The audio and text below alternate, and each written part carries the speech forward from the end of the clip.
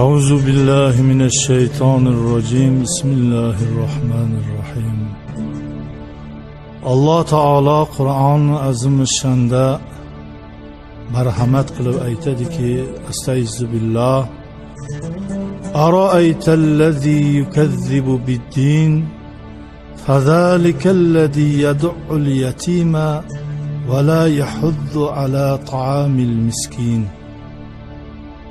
Ey Habibim Muhammed Mustafa sallallahu aleyhi ve sellem, ko'rmaysizmi dinsizlarning fe'lini? Bilasizmi dinsizlarning ikkita alomati bor. Biri yetimga hech rahm shafqati yo'q, yordam so'rab kelsa urib haydaydi. Ikkinchi belgisi g'arib miskinlarga rahm shafqati yo'q, hech yordam bergisi yo'q va yordam berishga ham harakat qilmaydi. Jannatiylik belgisi, mo'minlik belgisi rahmdillik, mehrlik. Allah o'zini eng birinchi sifati Rahmon, bag'oyat mehribon, rahmdil ikkinchi sifat. Bandalaridan ham eng birinchi mana shu sifatlar bo'lishligini Alloh talab etadi. Abu Hurayra radhiyallohu anhudan rivoyat qilinadi bu muborak hadis. Payg'ambarimiz Muhammad sallallohu alayhi vasallam aytdilar: kimki bir yetimni xo qarindoshi bo'lsin, xo begona bo'lsin, katta bo'lguncha kafilligini olib shu yetimga qarasa, jannatda meni yonimda birga o'tiradi. Ikkita barmoqlarini bir-biriga juftlab turib, mana shunday yaqin bo'ladi deb ko'rsatdilar.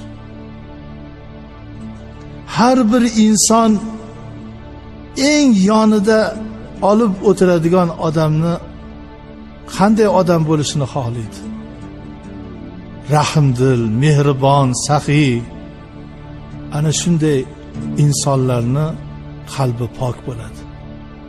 Aytmadilar boshqa bir savob ishlarni qilganlar yonimda o'tiradiganlari yo'q. Yetimni boshini silab, yetimga otalik qilgan odam jannatda birga bo'ladi men bilan. İbn Abbos raziyallohu anhu rivoyat qiladi bu muborak hadisi. Payg'ambarimiz sallallohu alayhi vasallam aytgan ekanlar: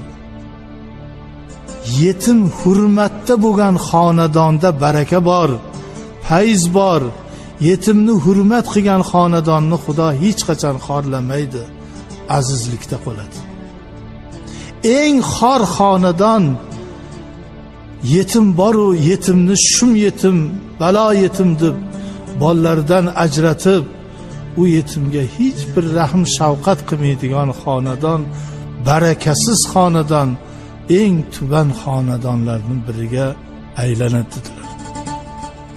Payg'ambarimiz Muhammad sallallohu alayhi vasallam aytgan ekanlar: jannatga payg'ambarlar jumladan men oldin kiramanu, lekin bir ayollar borki, ular mendan ham oldin kirishga haqli bo'lib qoladi Alloh huzurida. Sahobalar so'radilar: qanday ayollar? Yosh bolalari bilan beva qolib, yetim bolalariga o'zi ota ham ona bo'lib boqib katta qilgan ayollar payg'ambarlardan ham oldin jannatga kirishga haqli bo'ladilar. Mehr, rahm, shafqat, oqibat bozorda sotilmaydi. Bu bir ilohiy tomondan beriladigan qalbki, bolalariga rahm, shafqat. Bu ajib dunyoda birovlar tirnoqqa zor bo'lib, bolam bo'lsaydi desa, ba'zi bir xillar nopok yo'lda yurib bolalarini tirik yetim qilib tashlab ketadiganlar bor. Onalar bor, qadamlarin osti jannat. Lekin hoyu havasini bolalar mehridan ortiq ko'rganlar ham bor. Abu Dardo rivoyat qiladi bu hadisni. Payg'ambarimiz Muhammad sallallohu alayhi vasallam Abu Dardoga qarab aytdilar: qalbing yumshoq bo'lishini xohlaysanmi? Rahmdil bo'lishligini xohlaysanmi? Rahm jannatga olib boradi. Duoing qabul bo'lishini xohlaysanmi? Maqsadga yetishni xohlaysanmi? Albatta ya Rasululloh. Yetimga rahm qil, yetimga rahm qil, yetimga rahm qil dedi. Chunki Muhammad Mustafa sallallohu alayhi vasallam onani qornida yetim bo'lganlar otalari tug'ilmasdan dunyodan o'tdi. 6 yoshda onadan ham ajralib butun bir yetim bo'lib qoldilar. Buvalari qaradi, 9 yasharda buvalari ham o'tib, amakilari Abu Talib ser farzand odam o'z qaramog'iga oldilar. Og'irligim kelmasin deb obi Zamzam suvini ichib qornim to'q deb yurardilar. Va aytardilar, kimni qo'yi echkisi bo'lsa xolis boqib beraman, qarayman. Dardni dard chekkan biladi. Yetimlikni yetimlikda katta bo'lgan biladi. Shuning uchun kimki yetimga qarasa jannatda meni yonimda o'tiradi dedilar. Payg'ambarimiz Muhammad Mustafa sallallohu alayhi vasallam hayit kuni namozdan chiqib sahobalar bilan ketayotsalar, bolalar o'ynayotgan joydan chiqib qoldilar. Hayit kuni bolalarini yaxshi kiyintirib, tuyalariga mingashtirib, tuyada o'ynatayotgan otalar ko'rib zavq shavqlari kelib turdi. Banogoh bir chekkada yig'lab o'tirgan bolaga ko'zlari tushdi. Payg'ambarimiz Muhammad sallallohu alayhi vasallam bolani oldiga kelib, nimaga bolalar bilan o'ynamay o'tiribsan? Nimaga yig'layapsan? Ya Rasululloh, otam jihodda shahid bo'lgan. Onam boshqa erga tegib ketdi. O'gay ota menga kiyim olib bermadi. Uni o'rniga uydan ham haydab chiqasdi. Otam bo'lsa meni ham tuyaga mindirib, yangi liboslar kiydirib o'ynatardi deb ko'nglim uzilib yig'layapti. Payg'ambarimiz sallallohu alayhi vasallam aytdilar: "Men otang bo'lishni xohlaysanmi? Oyisha onang bo'lishini xohlaysanmi? Fatima opang bo'lishini xohlaysanmi? Hasan Husan jiyanlaring bo'lishini xohlaysan? Yig'lama bolam, men otangman. Tuyangiz yo'q dedi bolaligiga borib. Nimangizga mindirasiz? Ana ular tuyasida mindirib yuribdi. Bolam, men senga shunday zo'r tuya bo'laman, chiq ustimga. Yetim bolani yelkalariga o'tirg'izib ko'tarib yugura boshladilar.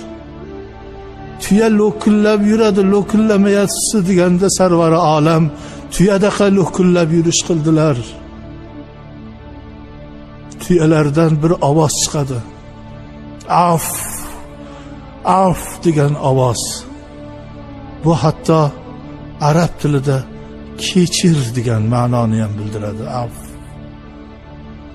Ularning tuyasidan shunday ovoz chiqyapti, siz nima jimsiz deganda Muhammad sallallohu alayhi vasallam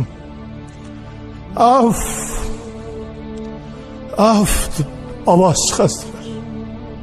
Shunda Jibril alayhissalom kelib, ey Allohning rahmdil habibi Muhammad Rasul akram sallallohu alayhi vasallam, yana bir marta af desangiz olamga o't ketadi.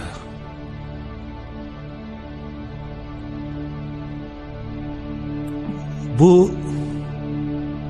Muhammad sallallohu alayhi vasallamni yetimlarga, yig'lab turgan bir go'dakka befarq qaramaganlarida bolani shu erkalatib uylariga olib ketib, uylarda u bola tarbiya ko'rdi.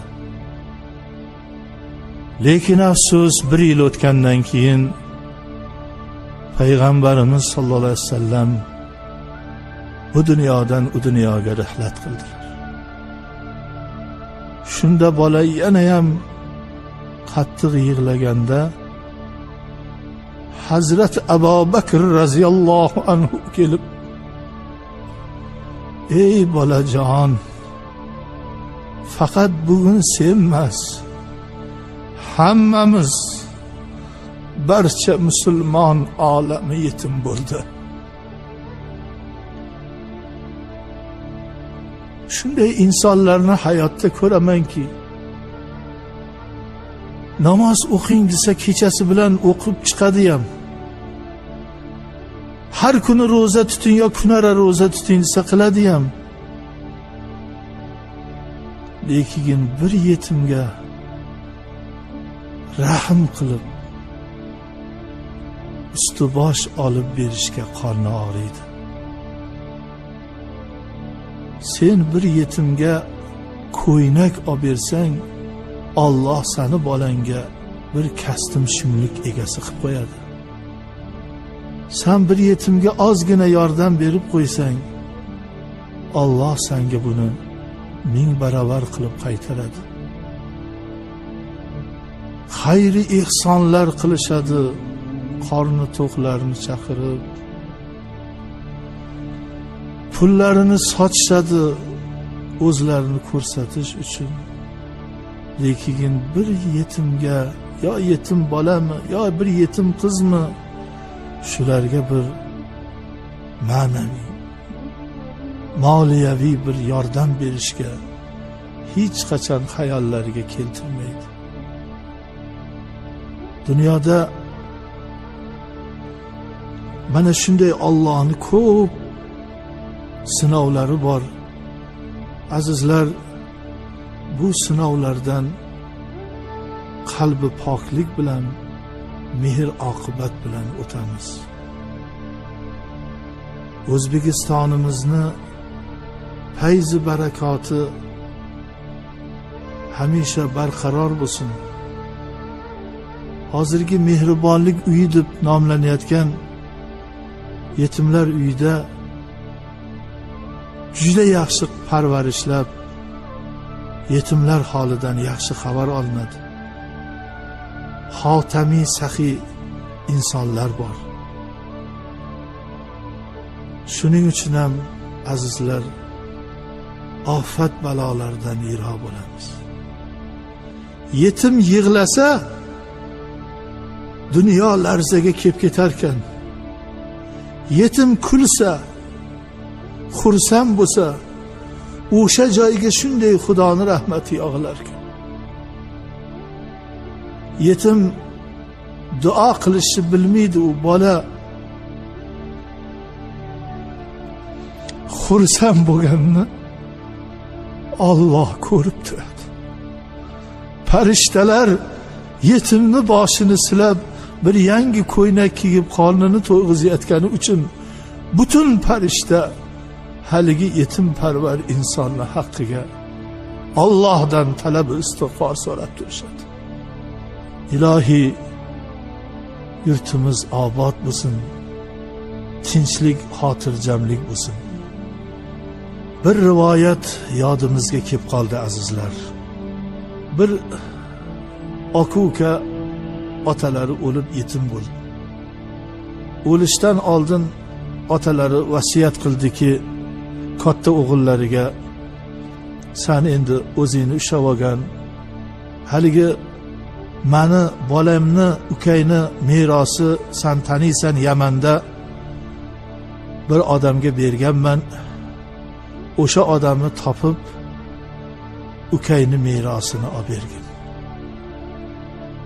Merossiz qolib qolmasin. U odam omonatlik odam, omonatni saqlab turibdi. Ukalarini olib otasi o'lgandan keyin Yamanga qalab yurdi.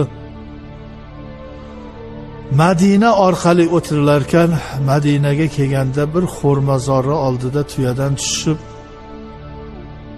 aka uka dam olishayotganda tuya o'zidan o'zi bir harakatga tushib, bog'ni davolini buzib xo'rmazorga kirib ketdi. Xo'rmazordan bir qariya chiqib tuyaga qarab bir tosh otuvdi. Tuya yiqildi-yu o'ldi. Tuyasini o'lganini ko'rgan darg'azab bo'lgan yigit toshni olib qariyaga qarab otdi. U ham o'sha zahoti qariyani ham boshga urilib o'ldi. Bog'dan ikkita aka uka yigitlar chiqib, bu yetim bo'lgan aka ukani ushashib, Hazrati Umar xalifalik zamonlari edi. Hazrati Umarni oldilariga olib kelishdi. Hazrati Umar sahobai ikromlar bilan kengash qilib o'tirgandilar. Nima gap bo'ldi? Mana bu yigit tuyasini deb otamizni urib o'ldirdi. Bola bo'yniga olib yigit ahvolli voqeani aytib berdi. Hayvonni deb insonni o'ldiribsiz. Qonga qon, bu bolalarni talabi haq. Endi chora nima qilaylik? Otamizni xunini so'raymiz, qatl qildirasiz. Bola aytdi, yigit, men qilgan jinoyatimga jazo olishga tayyorman. Lekin rahm qiling. Men qo'yvoring, Yamandan ukamga ukamni merosini olib beray. Necha kun muhlat bo'lsa, men shu muhlatda yetib kelaman. Axir siz qochib ketsangiz, shun bilan sizni qayerdan topamiz? Men iymonimni qo'yib ketaman. Men Muhammad Rasul Akram sallallohu alayhi vasallamning ummatlari musulmonman.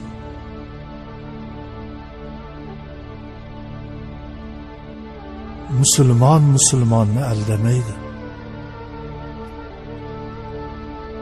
Endi sizga bironta odam kafil bo'lganda, boshqa gapida deganda, eng katta sahobalardan bo'lgan Abu Zar G'ifforiy turib, men shu yigitga kafilman. Aytilgan muddatda kelmasa, men turibman dedilar. O'ylab kafil bo'lyapsizmi? O'ylab kafil bo'ldim. Bir oy muhlat berildi. Bir oy oradan o'tdi. Belgilangan vaqt kechikib qolyapti. Aka ukalar Abu Zarga qarab, aldab ketdi-ku, bilmaganingizga kafil bo'ldi. Kafil bo'ldim, men turibman. Mana men turibman-ku. Mana nima qilsanglar qilasizlar deganda, terlagan, charchagan holda yigit kirib keldi.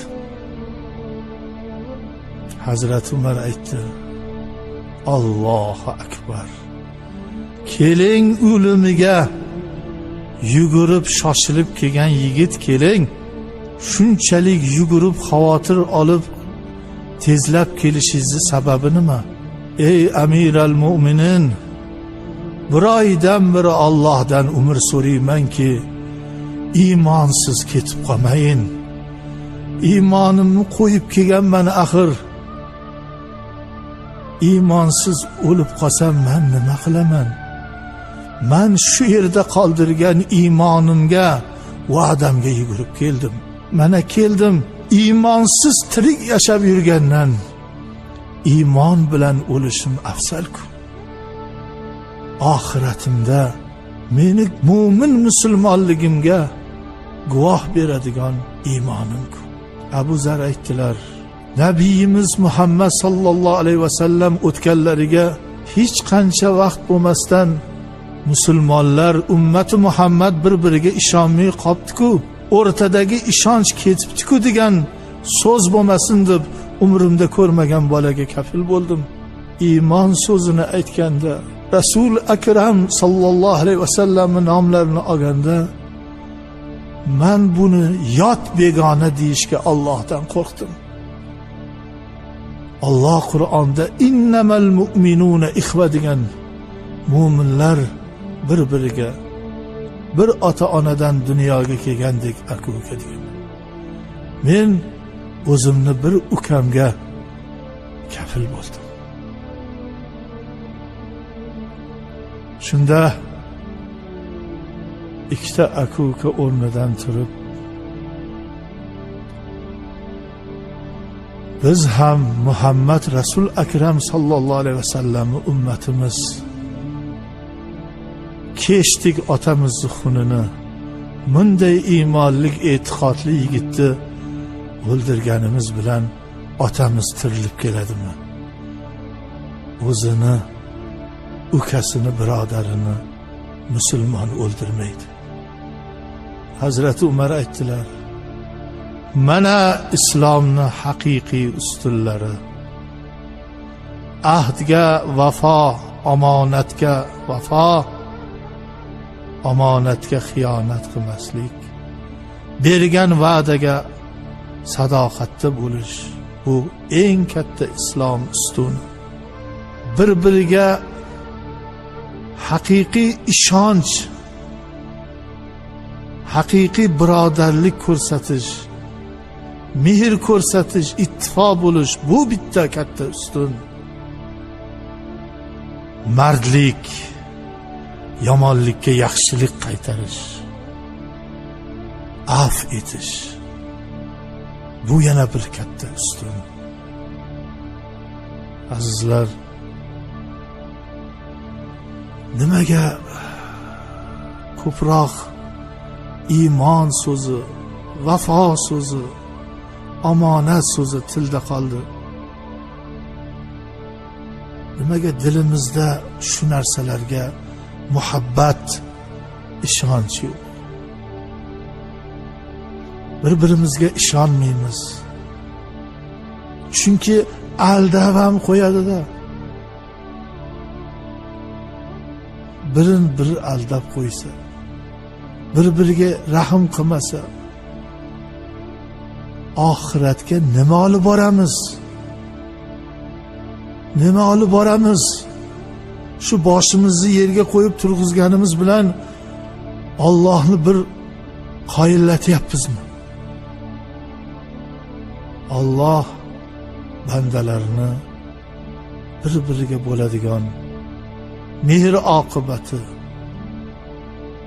rahm shafqati, saxovat va tantiligidan quvonadi, suyunadi. Alloh o'sha bandasini ham sevadi. Ibodatda riyo bo'lmasin deydi. Riyoni qayerdan bilib qolamiz? O'qigan namoziga amal qilmasligida, o'qigan Qur'oniga o'zi ishonmasligida, eshitgan Qur'onga o'zi ishonmasligida kelib chiqadi. Nimaga ishonmaskan deganda, nimaga rahmi yo'q, nimaga aldaydi, nimaga bo'lib turib yordam bergisi kelmaydi? Allohga ishonganlar hamisha bir-birlariga mehr oqibat ko'rsatib, oxiratda Alloh oldida yuzlari yorug' bo'ladi. Inshaalloh Robbil alamin.